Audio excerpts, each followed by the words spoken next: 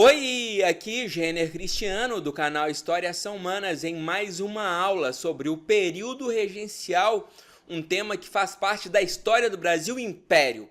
Hoje nós vamos falar sobre as revoltas regenciais, uma análise comparativa das revoltas regenciais.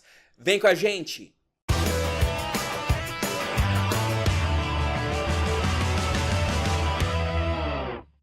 Bom, então vamos lá. Depois de analisar a Maré Liberal, um grande conjunto de medidas descentralizadoras do ponto de vista do poder político e administrativo, nós vamos analisar algumas dessas consequências, que foram as revoltas regenciais.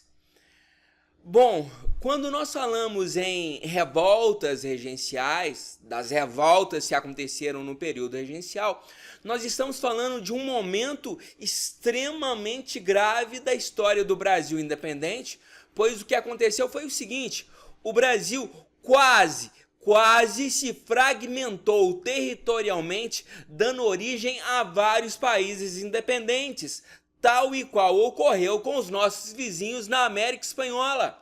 Lembrem-se, o grande medo das elites imperiais, das elites políticas do Brasil Império, melhor dizendo, era de que o Brasil se fragmentasse, se dividisse territorialmente e desse origem a várias repúblicas independentes, da mesma forma que aconteceu com os nossos vizinhos.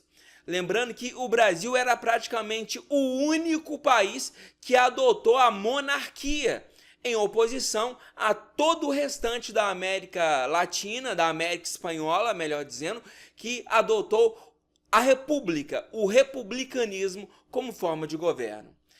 Então, estamos falando desse momento em que o Brasil quase se dividiu, dando origem a vários países independentes. Nós temos aqui algumas das revoltas regenciais mais importantes, como, por exemplo, entre 1831 e 1841, um período de 10 anos, nós temos a Balaiada no Maranhão. Entre 1833 e 1839, nós temos a Cabanagem na província do Grão-Pará. Em 1835, nós temos a Revolta dos Malês, uma revolta dos escravos na Bahia. Entre 1837 e 1838, nós temos a Sabinada, também na Bahia. E entre 1835 e 1845, um outro período de 10 anos, já alcançando o segundo reinado, nós temos a Farroupilha no Rio Grande do Sul. Nesse momento, eu não vou analisar especificamente cada uma dessas revoltas. Isso vai ficar para aulas que serão gravadas um pouco mais à frente, aulas de aprofundamento. O nosso interesse aqui hoje é esse aqui, ó. Nós vamos fazer uma análise comparativa sobre as revoltas regenciais. O grande objetivo aqui é ter uma visão panorâmica, uma visão global, que permita a você entender de forma adequada por que essas revoltas pipocaram em praticamente todo o Brasil, praticamente ao mesmo tempo. Então vamos lá. Vamos começar falando da situação econômica. Pessoal, nós sabemos muito bem que a situação econômica no Brasil, logo após a declaração da independência, era de crise. Vocês devem estar lembrados, nas aulas sobre o período joanino, que Dom João ele criou o Banco do Brasil. Só que quando a família real voltou para Portugal, eles esvaziaram os cofres do Brasil, do Banco do Brasil, melhor dizendo, e não sobrou nada. Inclusive, para que o Brasil tivesse a sua independência reconhecida por Portugal, foi necessário pegar um empréstimo porque nós não tínhamos recursos financeiros para isso. Ou seja, economicamente o Brasil está quebrado, o Brasil não tem recursos próprios.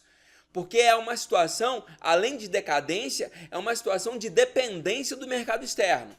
Não temos mais a mineração na região de Minas Gerais, Goiás e Mato Grosso. Sabemos que desde a segunda metade do século XVIII a mineração está em declínio. Também estava em declínio a atividade açucareira devido à concorrência principalmente da produção açucareira nas Antilhas, no Caribe. Então, o Brasil tem uma grande dependência do mercado externo e tem grandes concorrentes. Então, economicamente, a nossa situação era gravíssima.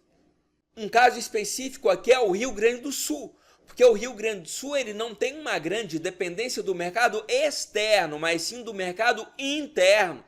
O Rio Grande do Sul dependia do mercado interno para vender a sua carne, para vender o seu couro, e o governo central, o governo imperial, havia elevado as tarifas alfandegárias, enfim, havia elevado os impostos. E isso levou a uma grande concorrência com os produtos, com a carne e o couro da Bacia do Prata, Uruguai, Paraguai e Argentina. E isso levou a uma grande insatisfação no Rio Grande do Sul, e essa aqui, inclusive, é uma das causas da Revolução Farroupilha. Temos também uma grande oposição ao governo central, ao governo imperial. As camadas populares estão revoltadas com a fome, com a miséria. Além disso, em algumas regiões, principalmente na região Nordeste, o comércio era dominado por portugueses que praticavam tarifas altíssimas, dominavam o comércio e ainda havia crises de abastecimento alimentar. Então nós temos aqui uma intensa ação das camadas populares, caracterizada pela violência, e essa crise econômica ela é uma das grandes causas dessa miséria, dessa fome e de toda essa insatisfação popular. Uma causa muito importante aqui dessas revoltas regenciais: nós temos uma cisão, nós temos uma separação da classe dominante.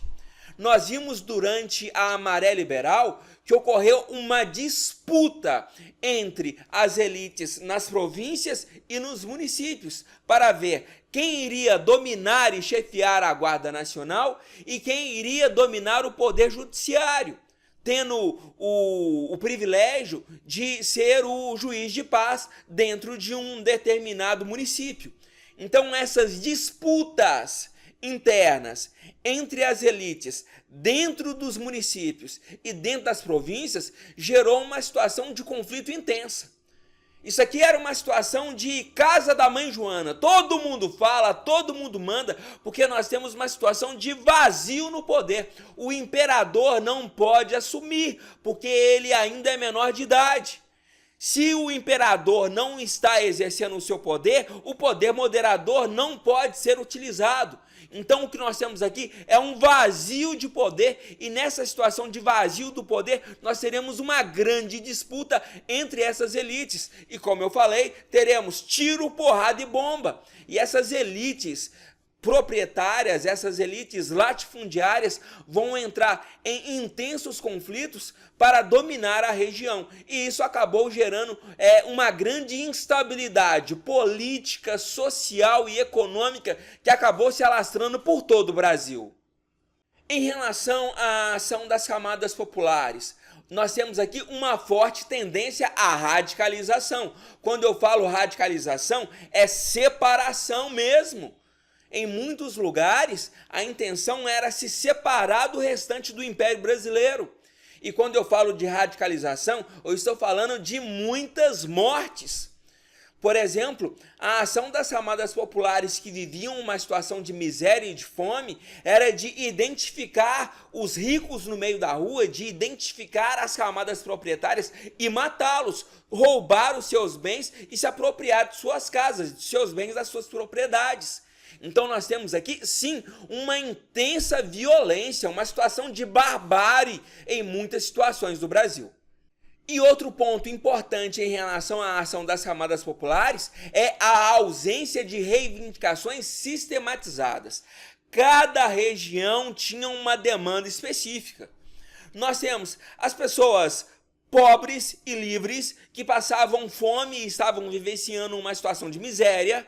Nós temos disputas entre as elites, entre as camadas enriquecidas que estavam disputando o poder político em diversas regiões do Brasil.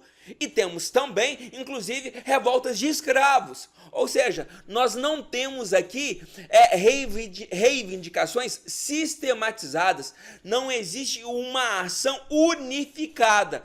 Cada região tinha uma demanda específica e essa situação de vazio do poder gerado pela menoridade, né, do imperador, o imperador era menor de idade, e some-se a isso a maré liberal ou o avanço liberal, ou seja, as medidas descentralizadoras do poder político e administrativo geraram toda essa disputa, todo esse caos no país.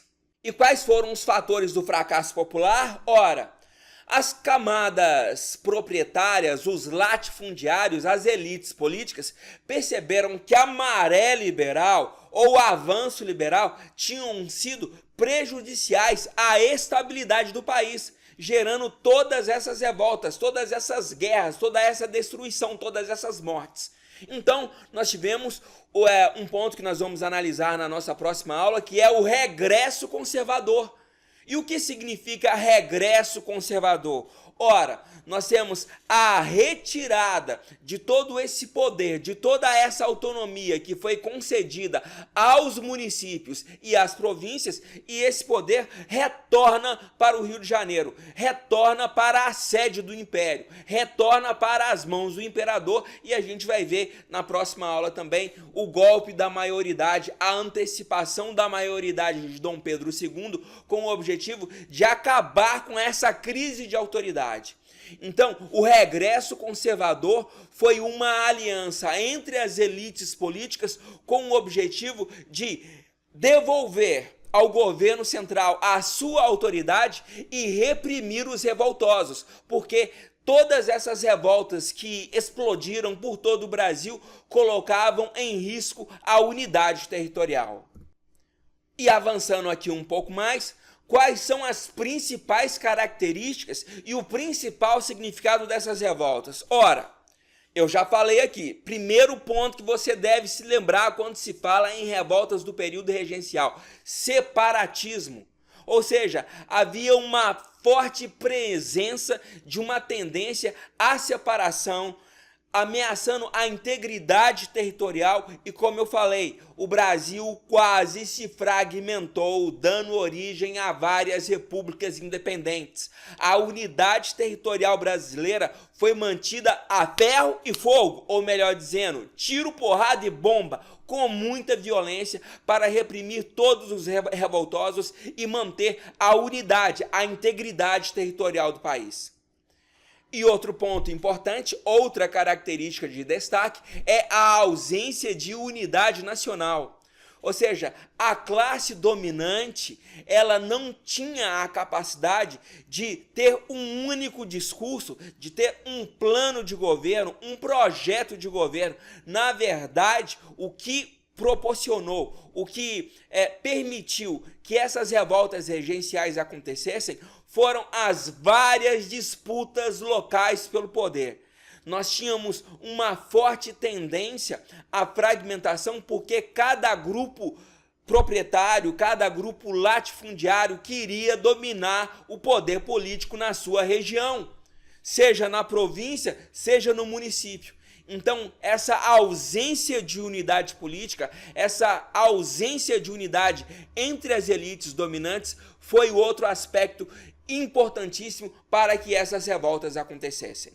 Em nossa próxima aula, nós vamos analisar o regresso conservador. Quais são as características dessa aliança entre as elites políticas para frear as revoluções, as revoltas internas e retornar para uma situação de estabilidade política e administrativa. Então, em nossa próxima aula, nós vamos analisar o regresso conservador.